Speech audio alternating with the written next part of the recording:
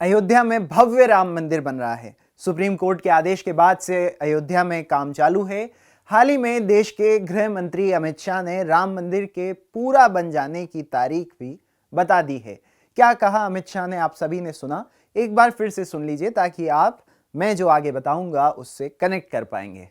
1 जनवरी 2024 को अयोध्या में गगनचुंबी राम मंदिर वहां पर आपको तैयार मिलेगा।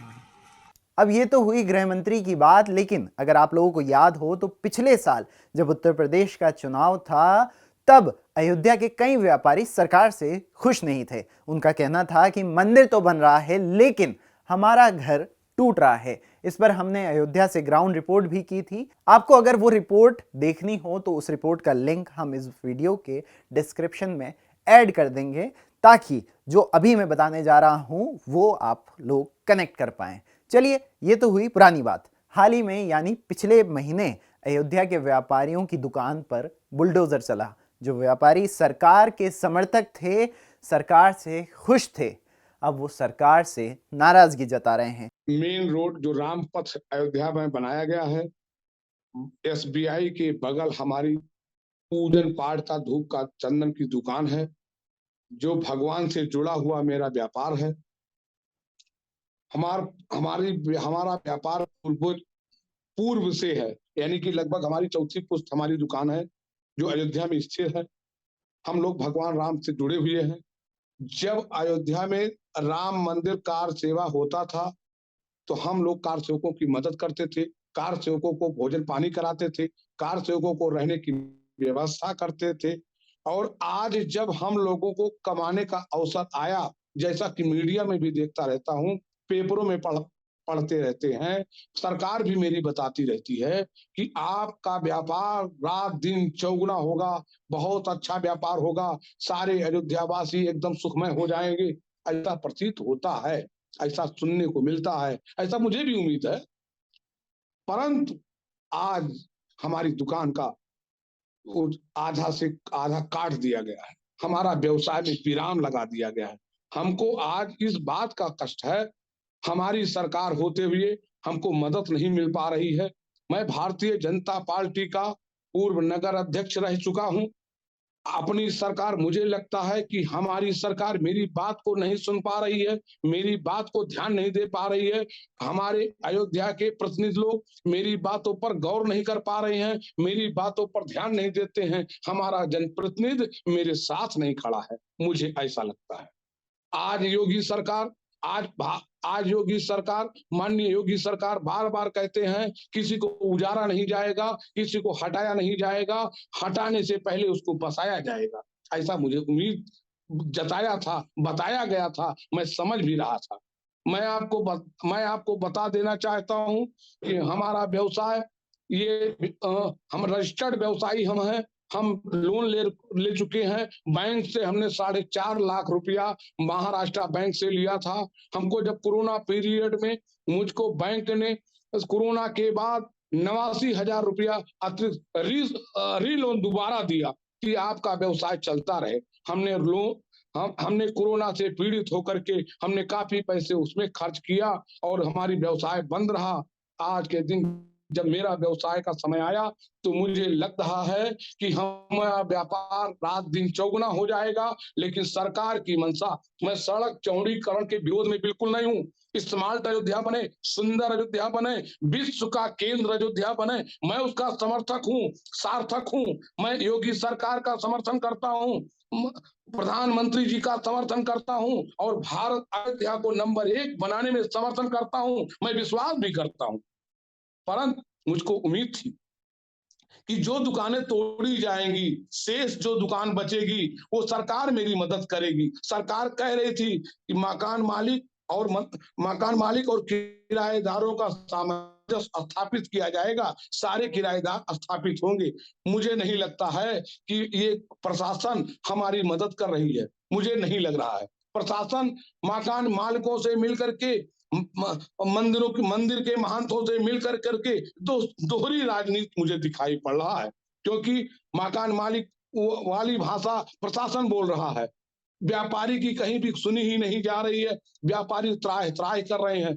दरअसल अयोध्या में सड़क चौड़ी करने का काम चल रहा है। ये काम राम पथ, भक्ति पथ और जन्मभूमि पथ पर चल रहा है। व्यापारियों का दावा है कि हजारों व्यापारी इससे प्रभावित हैं। इस सिलसिले में हमने कई व्यापारियों से बात की, व्यापारियों के अध्यक्ष से भी बात की। हालात यह लोग अपनी दुकानों को बचाने के लिए रात रात भर अपनी छत पे बैठे रहे, बुलडोजर आके धकेल ना दे, इतना डरे हुए हैं, इतना दहशत में है कि आप समझ लीजिए कि आप बुलडोजर देख के हम लोगों की रूह कांप जाती है, किधर जा रहा है। पूरी साजिश है, वो मिल के पूरा काम हो रहा है। अभी जो जमीन बेनामा ये लोग कर रहे हैं, अभी इसकी जांच हो जाए तो आधी जमीन के मालिक फर्ज ही निकलेंगे। लेकिन अब कौन अगर जाएगा आप किसी का नाम देना चाहो, कौन इन्वॉल्व होगा, कौन से महंत इन्वॉल्व हो सकते हैं? देखिए यहाँ पर जैसे 3-4 लोगों की वो जमीन है, एक राजा साहब की जमीन है, दूसरा बड़ा स्थान है राम पस्ती जो अयोध्या के मुख्य मार्ग है, उसमें अधिक जमीनें क्या कहते हैं, बड़ा स्थान जो है यहाँ का मतलब जमींदारी मंदिर टाइप में है, दशरथ महल उनका है और राजा साहब का है और हनुमान रही का है। 3 लोगों में समझ लीजिए लगभग अयोध्या आ जाती है। हमने योगेश मिश्रा, वो भी वहां पर व्यापारी हैं, उनसे भी बात करी। योगेश ने अपने मकान मालिक विमलेंद्र मोहन मिश्रा पर आरोप लगाया कि उन्होंने उनके जैसे 15 व्यापारियों के खिलाफ एफआईआर की है। रामपथ पे मेरी दुकान है और मैं प्रिंटिंग का कार्य करता हूँ। ये हमारी दुकान जो है लगभग 60-65 वर्ष पुरानी है, जो कि हमारे दादाजी ने लिया था इसे किराए पे। ये अयोध्या के राजा साहब हैं, इनका नाम विमलेंद्र मोहन प्रताप मिश्र है और दादाजी के बाद हमारे पिताजी ये दुकान देखते थे। उसके बाद पिताजी की उम्र काफ़ी हो जाने के बाद अब हम देखते हैं। तो दुकान हमारी जो है ये थी 10 बाई 20 की, 10 फुट चौड़ाई थी इसकी दुकान की और 20 फुट लंबाई थी। तो ये जब चौड़ीकरण होने का हुआ रामपथ पे, तो इसमें ये हुआ कि 10 फीट आपकी दुकान जानी है, मतलब टूटनी है। तो ये हमसे प्रशासन ने ये कहा कि आपकी दुकान 10 फीट टूटनी है और 10 फीट जो बच रहा है आप ऐसा करिए कि उसमें गाटर या फिर पिलर वगैरह लगा के आप 10 फीट रोक लीजिए, नहीं तो पूरी छत टूट जाएगी। तो हमने उसमें गाटर वाटर रखने के लिए बिम और पिलर का इस्तेमाल किया था। तो ये अयोध्या के जो राजा साहब हैं, इनका जो कार्यभार देखते हैं कैलाश नाथ मिश्र जी हैं, इन्होंने हम लोगों के ऊपर एफआईआर करवा दिया, जिसमें लगभग 15 लोग नामजद हैं। उसके बाद और अन्य हैं, मतलब 15 से भी ज़्यादा लोगों के नाम एफआईआर हुए हैं और राजा साहब के लगभग 48 किराएदार हमारे मोहल्ले में हैं और हमारे पिताजी की उम्र लगभग 76 साल है। और मुआवजा का ये होना था कि मुआवजा आप लोगों को 1 लाख से 10 लाख के बीच में मिलेगा, तो मुआवजा भी हम लोगों को 1 लाख मिला है और हम ही को नहीं, लगभग सारे किराएदारों को 1 लाख मिला है। और काम भी लगभग 1 महीने से ऊपर हो गया है, बंद है, काम नहीं हो पा रहा है। 1 कमरा बचा है तो वो भी राजा साहब परमिशन नहीं दे रहे हैं बनवाने का। दरअसल योगेश मिश्रा और उनके जैसे कई व्यापारियों की दुकान टूट गई थी, किसी की 10 फीट, किसी की 7 फीट, ऐसा उन्होंने कहा और हमें बताया। उसके बाद वहां के प्रशासन ने उनसे कहा, ऐसा उनका कहना है कि अब जो बचा हुआ हिस्सा है वो बना सकते हैं, कंस्ट्रक्ट कर सकते हैं। लेकिन जब उन्होंने कंस्ट्रक्शन का काम शुरू किया तो उनके खिलाफ विमलेंद्र मोहन मिश्रा ने एफआईआर कर दी। मैं फिर से दोहरा रहा हूं, ऐसा उनका आरोप है। स्क्रीन पर आपको एफआईआर की कॉपी भी नजर आ रही होगी। एफआईआर कहती है कि सभी व्यापारियों ने यह सहमति दी थी कि अब वो नए एग्रीमेंट के बाद ही कंस्ट्रक्शन का काम शुरू करेंगे, लेकिन उन्होंने बिना किसी परमिशन के कंस्ट्रक्शन का काम शुरू किया, जिसके तहत एफआईआर की गई। और आरोप एफआईआर में यह भी कहा गया कि पहले उनसे जब काम रोकने को कहा गया तो उन्होंने गालियां बकीं, लेकिन व्यापारी इन सभी आरोपों को झुठलाते हैं। वो कहते हैं कि हमने ऐसा नहीं किया और ये केवल एफआईआर दर्ज कराने का एक कारण बताया गया, जिसके तहत एफआईआर हुई।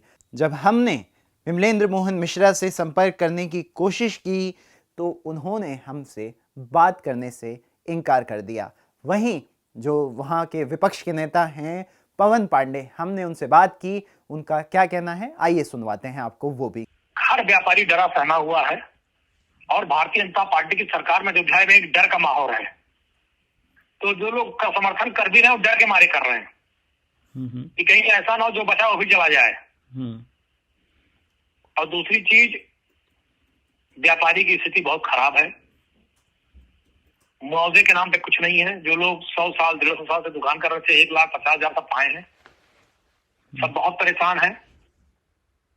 अयोध्या केवल ठगी चली जा रही है, लूटी जा रही है। लेकिन एक है कि डर, भारतीय जनता पार्टी की जैसे सरकार का काम होता है कि लोगों से डर निकालना, सरकार का इकबाल होना, लेकिन यहाँ पर सरकार का इकबाल नहीं है, सरकार का डर है कि पता नहीं बुलडोजर किस तरफ घूम जाए और पता लगा सब सुहा हो जाए। ये भारतीय जनता पार्टी की दहशत है सरकार की। अयोध्या के व्यापारियों में तो कोई बोलने को तैयार नहीं है जी। दूसरी चीज आप देखिए, जितने बड़े काम हो रहे हैं, अधिकतर कामों को गुजरात के ही लोग और बाहरी लोग आके यहाँ कर रहे हैं। धीरे धीरे अयोध्या को ये धार्मिक नगरी से आर्थिक नगरी की ओर ले जाना चाहते हैं। तो आप किसी आप देखिएगा जी। मैं कह रहा हूं आने वाले समय में आप देख लेना, जिनके ऊपर अडानी अंबानी का हाथ होगा, जिनके ऊपर गुजरात के लोगों का हाथ होगा, उन्हीं कारोबार यहाँ चलेगा, उन्हीं का बड़ा होटल रिसोर्ट चलेगा, बाकी सब बंद हो जाएगा। तो आप किसी का नाम लेना चाहेंगे जो आप बोल रहे थे कि गुजराती ही यहाँ पे काम कर रहे हैं? हम नाम लेंगे तो सबका बहुत बड़ा हो जाएगा, हम तो समझते नहीं। अब यार अडानी ले तो है, अडानी अंबानी नाव कैसे ली बताओ तो ही भैया कि जिन पर अडानी अंबानी का हाथ होगा वही यहाँ कारोबार करेंगे। अब वहां के व्यापारियों का एक आरोप यह भी है कि उनसे कहा जा रहा है कि जिस जमीन का वो किराया देते थे 300 से 350 रुपए, अब उन्हें उसी जमीन का जो किराया है वो 2,000 रुपए महीना देना है, जिसके लिए वो तैयार नहीं है। व्यापारियों का कहना है कि पहले हम जमीन का किराया देते थे, हम यहाँ पुश्तों से रह रहे हैं, करीब हमारी ये चौथी पुश्त है जो यहाँ पर अयोध्या में व्यापार कर रही है और राम भगवान से जुड़ा हमारा व्यापार है। जब हमारा कमाने का मौका आया तब सरकार से मिलकर मिलीभगत से यहाँ के जो राजा हैं और यहाँ के जो महंत हैं वो हमें यहाँ से निकाल फेंकना चाहते हैं, सब व्यापारियों ने आरोप लगाया। और फिर जब हमने उनसे पूछा कि उनका क्या किराया हुआ करता था तो उनमें से एक ने हमारे साथ पुरानी रसीद भी शेयर करी और उन्होंने कहा कि पहले जब हम यहाँ रहते थे तो हमारे साथ 5 साल का एग्रीमेंट होता था, जिसके बाद 25% का जो रेंट था वो बढ़ जाता था 25% और उसके बाद नया एग्रीमेंट होता था। अब जो वहाँ के मालिक जो उनसे मांग कर रहे हैं, उनका आरोप है कि वो ये मांग कर रहे हैं कि नया कॉन्ट्रैक्ट किया जाएगा, नया एग्रीमेंट किया जाएगा और वो केवल 11 महीने का एग्रीमेंट होगा और 11 महीने बाद फिर से नया एग्रीमेंट हो जाएगा। लेकिन व्यापारियों को ये डर है कि 11 महीने बाद अगर उन्हें वहां से निकाल दिया गया तो क्या होगा, क्योंकि उन्होंने हमसे 2007 का भी एक वाकया शेयर किया। उनका कहना है कि 2007 में भी इसी तरीके से हुआ था। उन्होंने कहा कि राजा साहब ने 2007 में अचानक से हमसे कहा, जैसे किसी व्यापारी का रेंट 60 रुपए था, 70 रुपए था, 80 रुपए था, 130 रुपए था, 150 रुपए था। सभी से कह दिया गया कि अब से आप सभी लोगों को 300 रुपए रेंट देना है, नहीं तो आप लोगों को यहां से जाना पड़ेगा। तब उनके खिलाफ कई व्यापारी, 40 से 42 व्यापारी कोर्ट चले गए और तब से वो कोर्ट में अपना रेंट दे रहे हैं। अब उनका ये आरोप है कि हमारी दुकानें तो टूट गई हैं क्योंकि नया नक्शा पास हुआ है और सड़क चौड़ी होनी है। तो अब हमसे कहा जा रहा है अगर आपको कंस्ट्रक्शन करना है और वापस से दुकान चलानी है तो जो दुकान आधी चली गई है, आधे बचे हुए हिस्से का उन्हें 2,000 रुपए किराया देना पड़ेगा। उनके 2 सवाल हैं कि एक तो हिस्सा हमारा कम हो गया है, कम हिस्से का हम ज़्यादा किराया क्यों दें, ये उन्होंने कहा। और दूसरा उनसे ये भी कहा गया कि आप अपना जो केस जो कोर्ट में चल रहा है 2007 से, वो वापस लेंगे तो ही आप जो कंस्ट्रक्शन का काम है वो शुरू कर पाएंगे। हमने वहाँ के जो एमएलए हैं, जो विधायक हैं, वेद प्रकाश गुप्ता, उनसे भी संपर्क करने की कोशिश की कि हम सरकार का रुख जान सकें, क्योंकि व्यापारी कह रहे हैं कि अगर योगी सरकार से या मोदी सरकार से कोई उनसे आकर मिल लेगा तो शायद उनकी समस्याएं हल हो जाएंगी। लेकिन हमने जिस नंबर से उनसे बात की, वहाँ पर जिसने फ़ोन उठाया, उन्होंने हमें उनसे बात कराने से इनकार कर दिया। द वायर के और वीडियोस देखने के लिए सब्सक्राइब करें और बेल आइकन पर क्लिक करें। स्वतंत्र पत्रकारिता की आर्थिक मदद करने के लिए डिस्क्रिप्शन में दिए गए लिंक पर जाएं और अपनी राशि चुनें।